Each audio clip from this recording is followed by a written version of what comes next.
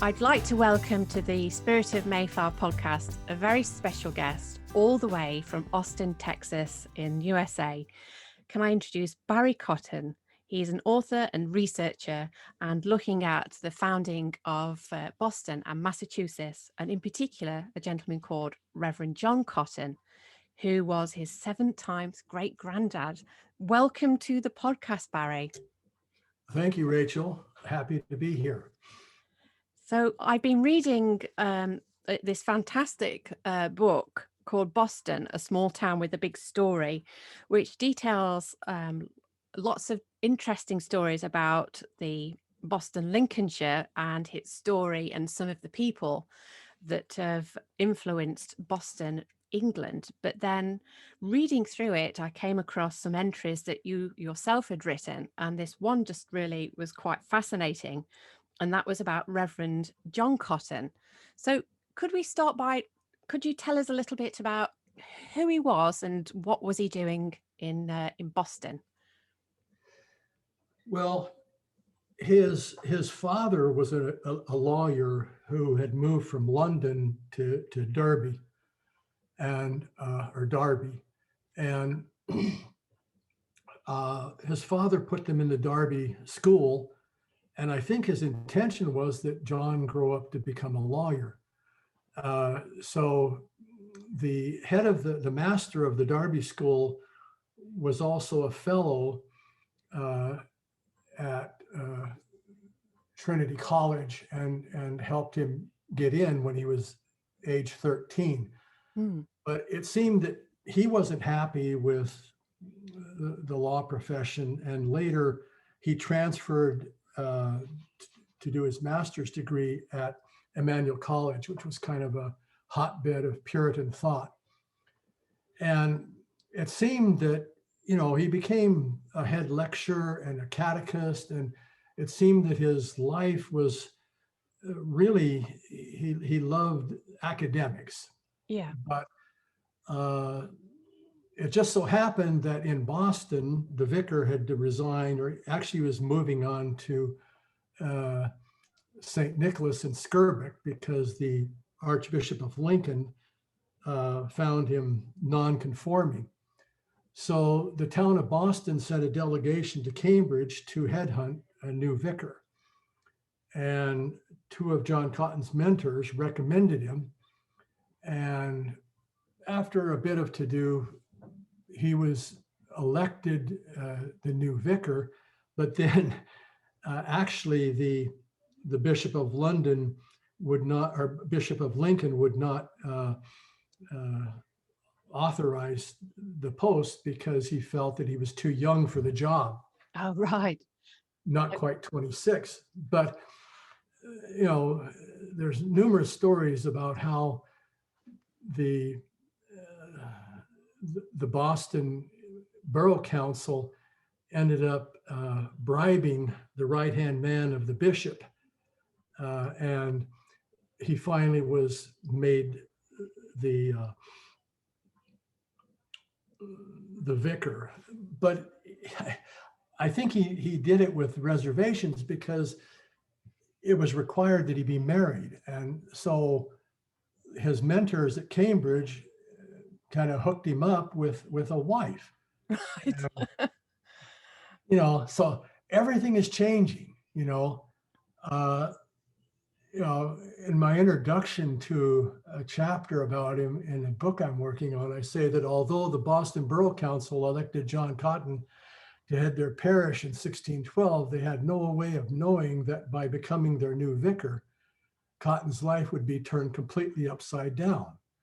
From the heights of the Cambridge Academy, where a mastery of Greek and Latin and Hebrew drew praise, Cotton moved deep into the fens of Lincolnshire to head a congregation of farmers and tradesmen that were incapable of appreciating his academic and linguistic acumen. Years later, he expressed remorse over the intellectual conceit he suffered upon first coming to Boston. Quote, "It is a wonder to see when scholars are admitted into the ministry in their young times, how they despise the people, think themselves unmet to condescend to peasants, but they would rather exercise their gifts in the university." So, he started out with that attitude when he first went to Boston. Yeah. Surprisingly, his wife, his marriage opened a whole new world to him. I mean, he then filled his sermons with eroticism Right. and and I mean it's like a complete change, Yeah. and uh, he used to talk about the two books of the Bible as being the two breasts that people feed from, and so on. So uh, I think that he very much fell in love with his first wife, and that was the center of his life. That really helps us paint a picture of this young man to go straight from college to becoming the vicar of Boston in 1612 and getting married, and a very different group of people and parishioners. But it sounds like he really took to that position and became, a well-loved person in that community. So let's skip forward to 1630, because we know that 21 of his congregation were migrating to New England. Just about the time that the a number of people from Boston sailed to Massachusetts, and that's when the founding of Boston took place. He preached the farewell sermon to them, and then soon after that, he came back, and he and his wife both came down with fen fever, and his wife died. Oh dear. So that was quite a shock to him. And it seems that then the people of Boston felt the need to hook him up with the daughter of one of the ex-mayors, a woman named Sarah Hawkred, who had married a man named William Story, who had died. So they were both widow and widower. And surprisingly, his, from 1612 when he or 1613 when he married until 1631 when his first wife died, he had no children. But soon after he married Sarah Hawkred, she became pregnant, and then the Archbishop Laud was after him and had issued a warrant for his arrest, and he and some of his followers sailed in 1633 to Boston, Massachusetts, where he is welcomed by those that had preceded him. And so, he's credited with founding the concept of congregationalism, which basically says that the authority or the power of a vicar comes not from the bishopry or higher ups, but from the very congregation that they serve. Yeah. So in a way, it's a little democratic in a sense, but he's credited with that concept of congregationalism, and he's known as the Puritan patriarch of New England because of the sway he held in the religious life of early Boston, Massachusetts. Wow, so things really did change for Reverend Cotton from a very settled life in Boston, Lincolnshire, to losing his first wife, to remarrying and children appearing, and then to add to that migration. Just to mention that when he boarded the ship, his wife was almost 9 months pregnant because his first son was born at sea, and so they named him Seaborn. Wow. And subsequent to that, he had 2 more sons and 2 daughters. Gosh. Well, I think that's really painted quite a vivid picture, to go from this young man studying in Cambridge and then being posted to a rural setting and sort of feeling that it was a little beneath him, but then sounds like he kind of really grew to love Boston and enjoyed that life with his wife, and then things started to change. So do we know what was that sort of main catalyst of change, that sort of really gave him that final push to think, right, well, let's leave the UK behind and head over to America? Well, he was in touch with others, and some were encouraging him to go to Holland, but I think it was a number of his followers who also were members of the Massachusetts Bay Company, investors, let's say that, but they didn't sail in 1630, were then saying, well, we'll sail with you. So there were two big migrations. The first one was 1630 with what is called, or has been called, the Winthrop Fleet. And then in 1633, when John Cotton and a number of other people from the Boston area sailed. And so, they had a lot in common, and that friendship that they held, I think it just bound them together. Yeah. And in fact, there's a woman named Anne Hutchinson who a year later led a very large migration that went from, help me, where is she from? Alfred, from the Alfred area. And so I think they had this concept of the being saved under Calvinism. I'm not sure if many people are very familiar with Calvinism, but it basically, Calvin said that, you're either condemned to hell or saved and going to heaven before time began. Okay. Right. And so the concept of those that are saved or living as living saints was quite strong in the Boston community. In fact, there were actually, for a while, 2 sermons being given at St. Botolph's Church, where John Cotton had his own group of people that were rather tight and were more or less confirmed or felt to be the saved group. So that, I think, tied them together a lot.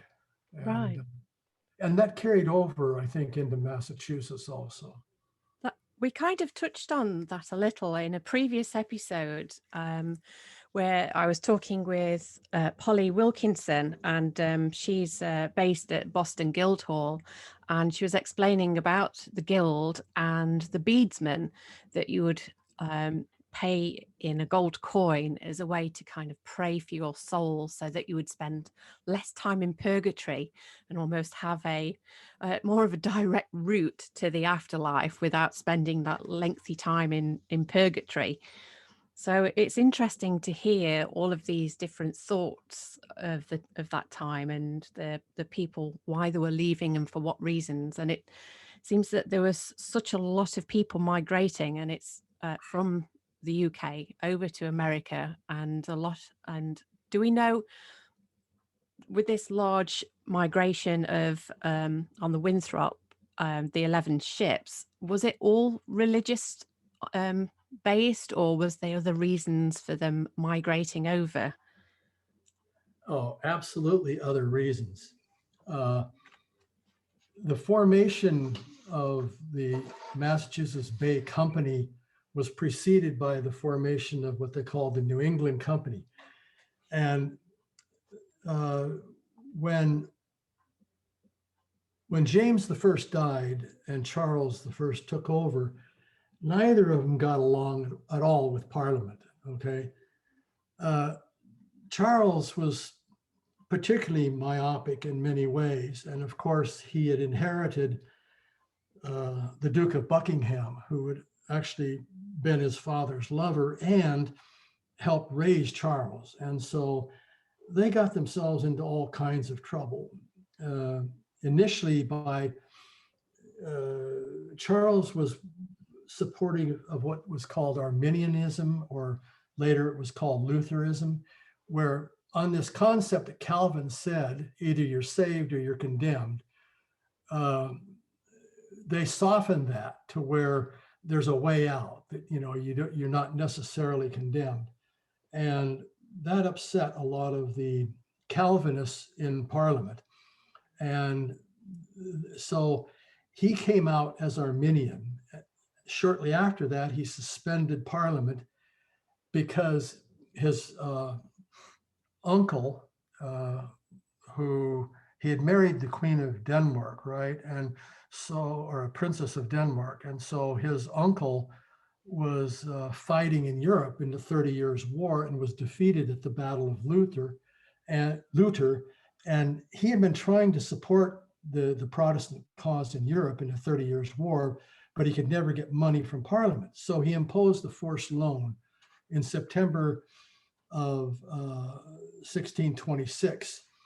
And that caused, and the Earl of Lincoln, who had both Tattershall as a seat and Sempringham as a seat, was very much opposed to this and raised support against this,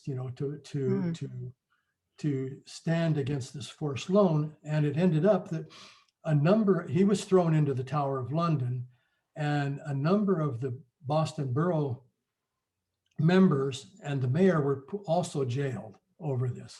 And so I think it was this just like in the USA, they say that the revolution was fought over no taxation without representation. I mean, the same things that go back to where the Magna Carta is talked about, the monarch cannot just impose a loan on people like that. Yeah. And so it brought together a man, the steward of the Earl of Lincoln's name was Thomas Dudley, and he played a key role and later became a governor in Massachusetts, the colony. And another man, Richard Bellingham, who represented Boston in Parliament and was also the town recorder. And along with some very Calvinist lords, one of them being Lord Say and Sell, and the other being the Earl of Warwick, who was quite a character because he was an outright pirate. I mean, his privateering ships, just ransacked the Spanish Navy and made him very wealthy, but he was also a very staunch Calvinist. And so the Puritan and the Puritan Calvinist elements gained legitimacy and support through these well-placed people and a bunch of wannabe London merchants who wanted to invest in overseas operations. And so their money and that influence is what went to form the New England Company that later became the Massachusetts Bay Company. And so the thing that set it apart from other types of enterprises at that time was that because the majority of the people who invested from Boston were going to literally relocate, they wanted to take their charter with them. They didn't want to be controlled out of London. And they signed what was called the Cambridge Agreement, where they actually took the charter with them. So what bound, the glue that held them together was religious, but the motivation, I think, for their leaving was to escape the tyranny of the crown. Yeah. It mirrors very much so the Mayflower story, and that's quite a a good segue, because we're going to take a little creative break and we're going to hear a Mayflower poem, and we'll be back and we'll continue our talk about Boston and the founding of Massachusetts. When William Brewster and his wife Mary set off across the Atlantic, they had to leave the kids behind, which must have been quite a wrench.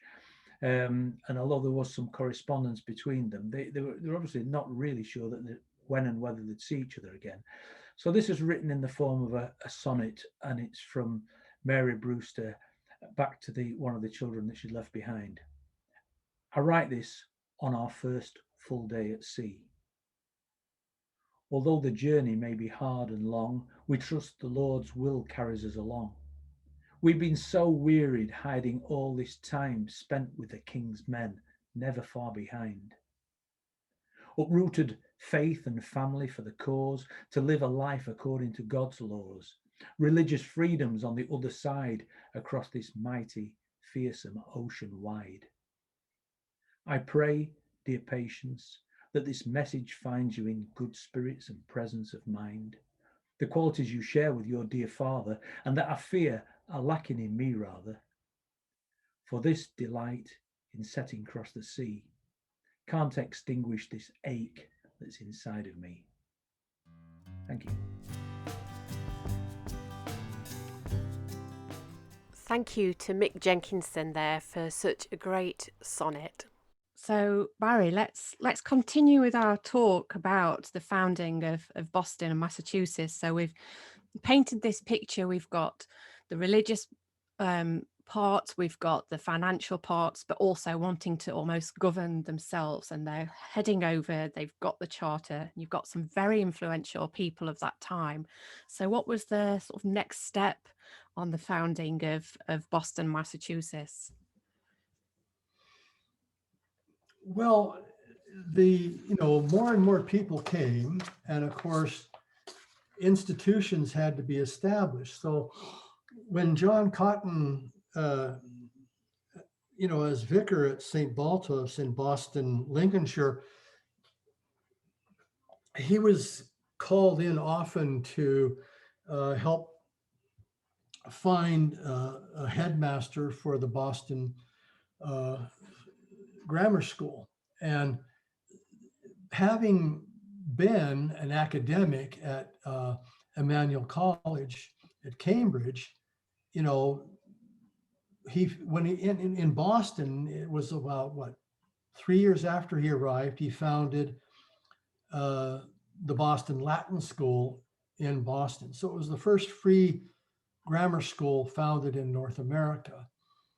And not long after that, he was key in the founding of Harvard University. The story behind that is that there was a young noble named Henry Vane, the Jr. His father was a chamberlain to Charles I and had been to James I. And his son was rather rebellious and became very Puritan, although he was very flamboyant because he dressed and had the whole feather cap and everything. And he, when he landed in Boston, he had gone there because he'd been invited to join Connecticut, that was becoming a colony. But the people of Boston were so taken with him, it was like a rock star. He was not even 21 years old, and they almost wouldn't let him leave. And then they elected him governor for 1 year. Okay.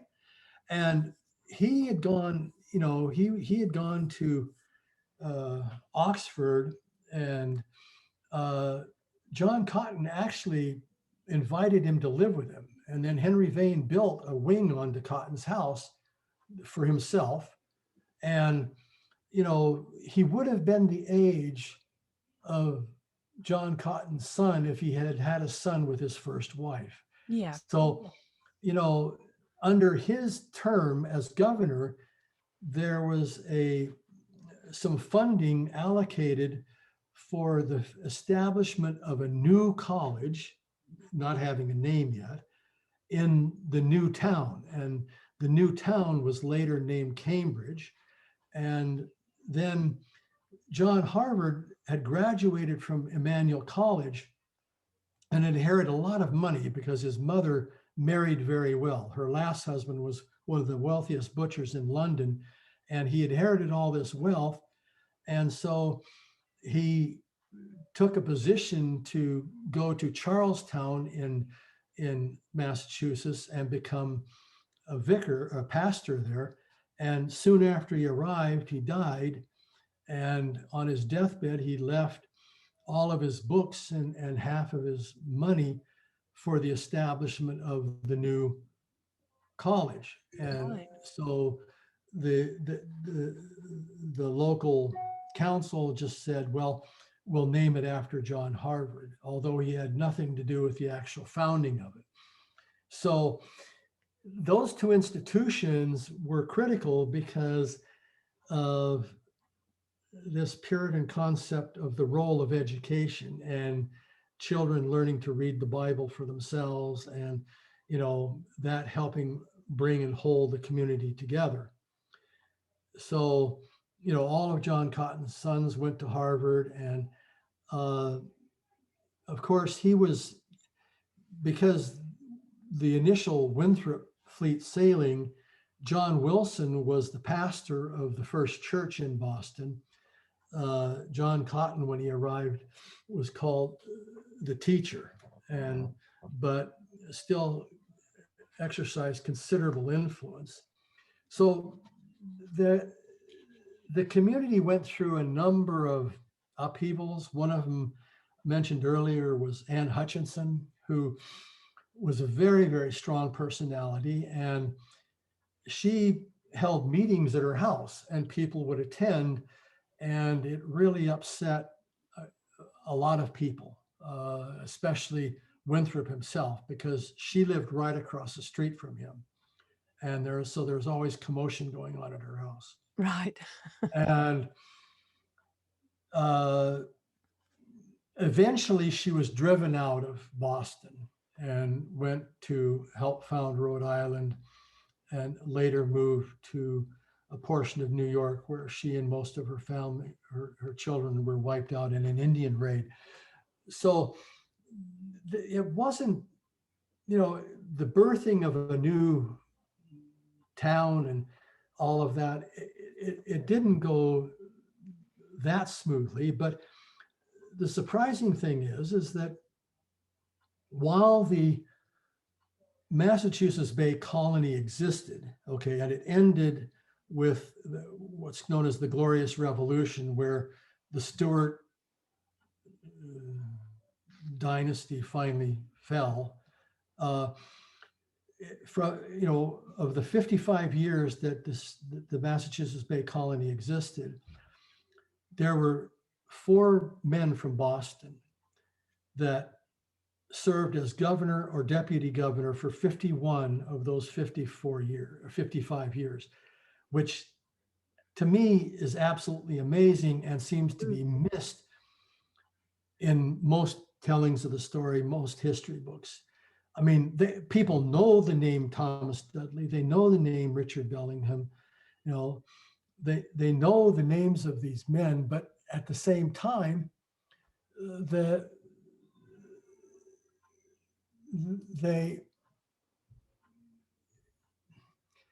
they don't see the cohesion or even recognize the fact that they all came from Boston, Lincolnshire. So another was Simon Bradstreet, who his wife, Anne Bradstreet, was the daughter of Thomas Dudley, and she became America's first poet. And the other was actually the son of an initial investor, Thomas Leverett, who had a son who then later became president of Harvard University. So those 4 men and the people that also joined them in Boston, I think that's why it was named Boston. Yeah. Uh, it just, I think in the early days, it was recognized more in Boston, but it seems to have been lost over time because the prevailing story is John Winthrop was the governor, Winthrop fleet, Winthrop this, Winthrop that. Yeah. When he didn't even come into the picture until 1629, when Thomas Dudley, Isaac Johnson, and John Humphrey and some others held a meeting at Sempringham to discuss actual migration and what's going to be needed. And they invited John Winthrop to attend that. And from then on, he became involved in the formation of the Massachusetts Bay Company. It's such an amazing story, isn't it, really, to think that Boston, Lincolnshire, then it played such an important role in the founding of Boston, Massachusetts, and that, you know, of all of the Great Migration, all of those people that sailed from England to the world, that these four men from Boston, Richard Bellingham, Simon Bradstreet, Thomas Dudley, and John Leverett, became such an important part of that initial story. And by 1720, Boston was the largest city in the new colony. So that story is just amazing. So unfortunately we've come to the end of our time, but if people are as fascinated as I've become in looking into this story and our connections with the two Bostons, is there anywhere that people can go to find out a little bit more information? Yes, I've set up a web site titled Cotton's Bostons that talks about Boston, Massachusetts, and especially Boston, Lincolnshire, and the role. And I'm trying to highlight this whole story because in 2030, it will be the 400th anniversary of the founding of Boston. So I've created this website well in advance of that, to where I can begin getting this story out there, so that hopefully when the anniversary is commemorated, the role of Boston, Lincolnshire will be more understood or better understood. Yeah. Well, that sounds amazing. And, you know, for myself, with my own project, Pilgrim Woman, it's coming towards its final year, and my project spanned over 4 years, and that saw me traveling and staying actually in Cambridge, Massachusetts, and visiting Harvard University. And when I came back to England, I've been creating these sculptures that represent the women in that story. And so currently we've got Pilgrim Woman Doncaster, Pilgrim Woman Gainsborough, and I'm currently working on Pilgrim Woman Boston, and she'll be installed in the new year, but go on show in November 2021 at the Collection Museum in Lincoln.